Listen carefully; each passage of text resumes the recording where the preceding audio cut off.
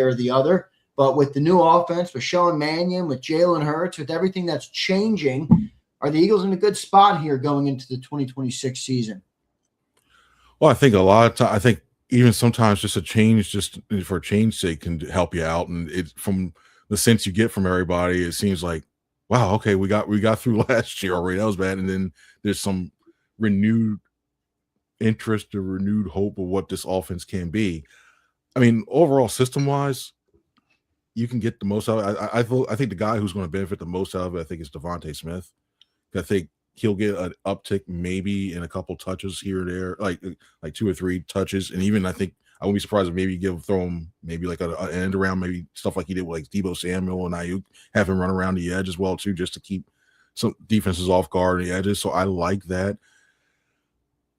I think maybe you're going to get DeVonta killed, man. I don't want DeVonta. I'm not talking about him like being like, okay, like you're running old wing T and you like he's give that to Marquise Brown. Yeah, give that to Marquise Brown. I don't want I don't want to mess with DeVonta. Yeah. I counter this with this, and I know you can. I know you can do in reverse with DeVonta. But imagine you see DeVonta Smith going around that edge thing, and then you have Marquise, and you see defenses flying up. Oh, I got him doing that. And then you got a guy with Marquise Brown speed going running a fly route. Jalen Hurts pulls it, throws it over the top, touchdown. That's why I think I think it's one of those things where you start to lull people to sleep like, oh, Marquise, he's not getting the ball. DeVonta's got the ball. The eyes trained there. Next thing you know, wait, he pulled it back. Boom. And then you got Marquise Brown already by you. That's why I look at that aspect. I'm like, I kind of like, I'm not talking about like 5 carries a game or just 2. We're letting them touch it that way. I notice as we're having this conversation, we're leaving out one AJ Brown. Is that an indication that the Chris Franklin meter has shifted toward there's no way AJ's coming back, or is that just we were talking about DeVonta? I said it before on here, 75%. I'm probably down to 55. Wow, you're going the other way. But it's not. It's my gut. My gut still telling me he stays here. It's like but the more and more, I'm just like, my gut still says he stays here. Right, because it makes no absolute, unless it's him saying, you know what, I'm not suiting up. I don't care. I'm taking the fines behind the scenes and not saying this. But the only evidence that we've had so far that he said anything was, I love him. That one interview he did during Super Bowl. I love Philly. I want to stay here. And like, yeah. Not even a wink, just to say even if it's lip service, I love Philly, I want to stay here, blah blah blah. That's the only evidence we have going on that. It's just for me, and I don't think we can even use mini camps as the best way to tell. I think you can get a sense for if it's a mandatory mini camp. If they hold it for like a multiple day mandatory, which makes sense because you have a whole new offense and you want to get these guys here. You know what? I wouldn't put it past the Eagles, Chris, to say, you know what? No mandatory mini camp. That's the reason why I think, so that way you don't have to build up thing. Yeah. The headline's going, oh no, AJ Brown and skips mandatory mini camp, blah, blah, blah. And then that's the way you break until training camp. Yeah, exactly. How many weeks a year, if AJ returns, will he make headlines for a post-game press conference where he's whining in the locker room? Over under 5.5. I think that's any wide receiver. If you're not getting the ball, like every wide receiver wants to get the ball 20 times, even if you're like then go 5 on the roster. Go golf. Go do something where you can be alone. You're on a football team. You're a guy of his caliber, though. Yeah, I want the ball. First of all, I love AJ. I say it all the time. Dude's honest. I respect it. I love it. If the passing offense is shitty, he's going to tell you the passing offense is shitty, which is fine. But there's a difference between saying that and making such a stink that you're detrimental to your football team. And I think you guys would be able to understand that. Last year, I think he went a little far. I think from his perspective, he was trying to fix it. Did it work? No, it did not work. Okay, so let's take a different approach. Another reason why I'm still like around 55 is you take him off this offense. We've seen the top tier free agent wide receivers go off the board already. Sure, you could trade for one, but if you trade for one, everybody pretty much who's available to trade. Not unless there's some big name that we are not hearing that are just floating around. I don't see that. We've seen this offense whenever you're taking them off there. So you should bring in Stefon Diggs to replace AJ. No, you might not have Stefon Diggs. You might not have him for the first 3 games if he gets with that's true. Those allegations. You so think you think Hmm. Stefon might have something to say about a struggling pass offense as well? Just a little bit. Yeah, he had like 70 catches last year for 1,000 yards. What's he going to bitch you even more than he had last year? Stefon? He didn't have that much production last year. Yeah, but he was in a high again. Look at the offense he was in. High volume passing offense. The only thing we care about is that the ball's flying around. That's it. That they don't even have to get it. Have you never met a wide receiver before? A good wide receiver? They all want the football. Every single one of them. Every single one. And if they don't want the football, you don't want them. That's, I guarantee. If you have a wide receiver who's like, I don't care. You don't want him. Yeah, but come on. You're speaking in absolutes here. There's it's true. It's absolutely not be a detriment to your football team. That's fine. My point of bringing up Stefon and taking away and having the owner need to meet with you at practice because you won't shut up. Having Albert Breer say you want a different quarterback. I mean, come on. My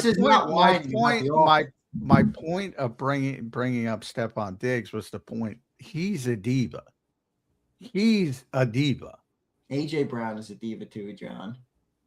They're not. I'd rather have an AJ Brown diva than a Stefon Diggs diva. Me too. I'm not saying you're wrong, Chris. I'm just saying we used to say AJ's not a diva. AJ is a diva, John. He has proven himself to be a diva.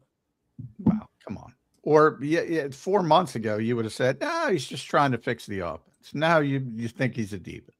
Well, and people look. Information should. I've been through this multiple times. Chris has been through this multiple times. When people are leaving the organization, forget about fans. The organization shifts, the narrative shifts. You kick them in the ass on the way out the door. The fan base jumps on. It's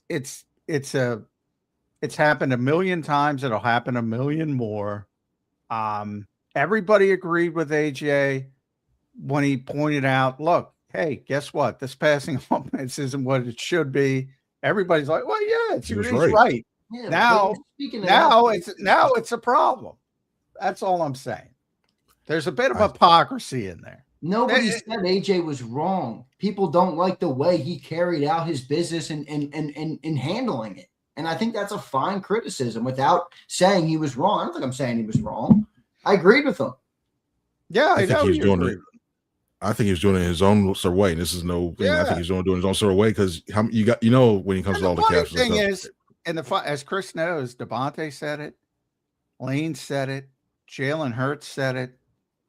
Yeah, but that's a perfect example. Those guys all said it and had the same belief and didn't do it in a way that was as detrimental to the team, to the publicity, to every. I mean, I didn't see Jeffrey Lurie trotting out of practice to talk to DeVonta Smith about it.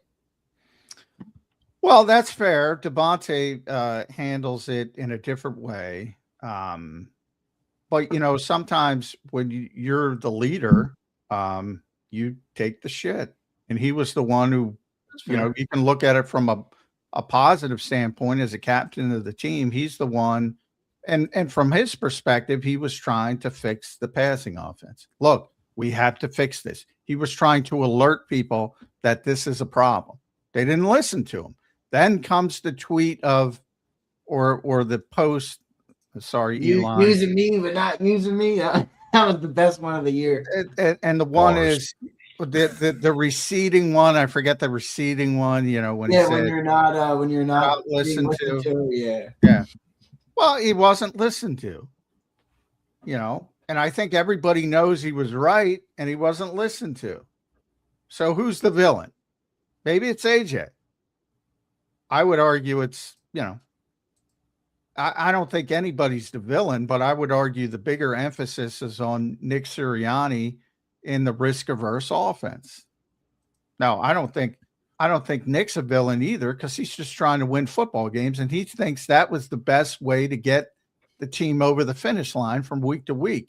And one year it worked, and they won a Super Bowl, and the next year it didn't work. Well, I think Nick has the benefit, and I think Nick has the more things in his favor for who's right. I mean, Well, they won a Super Bowl. Yeah. Well, and he's also got what's his winning percentage? It's like Vince Lombardi's. I keep seeing that stat around. I mean, Well, I agree. Nick has won at an extremely high level. That's why it's tough. And I said, hey, I'm on with both of you all the time. And I said, I go, this is too risky. And they won the Super Bowl. And I got to give them credit. I go, how small is the margin of error to play that way and win a Super Bowl? Well, they did it. But it didn't work in year 2. The sequel didn't work. What's a great movie with a shitty sequel? There's a lot of them. Caddyshack versus Caddyshack 2. Last year was Caddyshack 2. That's what last year was. Chris, you're down to 55, which I like. But you are still 55 gone. Do you think DeVonta's good? You think he can handle being the one? I think he can handle being the one, but the problem's going to be who else. We've seen this time and time again. You roll the coverage over towards his side because he demands that respect. Right. You have faith in Hollywood Brown being the number 2. I don't see that there. Even if you draft a wide receiver, wide receivers take some time in this league to get. Besides Randy Moss, who we all saw come on the scene immediately, there's not that many wide receivers that you see to consistently do it for a whole entire season. They have spurts, yeah, but for a whole entire season. And if this is a team that's really trying to turn around to really try to win a Super Bowl or what have you, if you don't have A.J. Brown on there to basically balance everything out and make this more potent, I think the questions start going, what are you doing? What's the end game? You're trying to, I know you're trying to serve the whole retool thing while still being very competitive and winning Super Bowl. At this point, you got to choose one. You got, like I said, you got 2 years to go here. I think that before you have to really invest in a retool and really have to there's going to be one season. I think after that, I want to say 2028, where you're going to have to reset and go back at it all over again. We're not going to be one of the top 10 teams, what have you. So you need to maximize this time. You need to keep him here unless he says, I am never stepping foot ever again, even past you for going into training camp. I'm never stepping foot on this team again. I'll sacrifice my whole entire salary. I'm leaning more towards he's back unless they know something unless he's told him that. Howie is stubborn. I will say that. So he will, if he can't get what he needs, he'll hold on. He did it with Zach Ertz. You have to. But, you have to. I do think he'll be gone. It's just a matter of when. But when could be all the way to the trade deadline, just like it was with Zach Ertz. That was about a week or 2 before, if I recall. At C Franklin News, make sure you follow Chris on the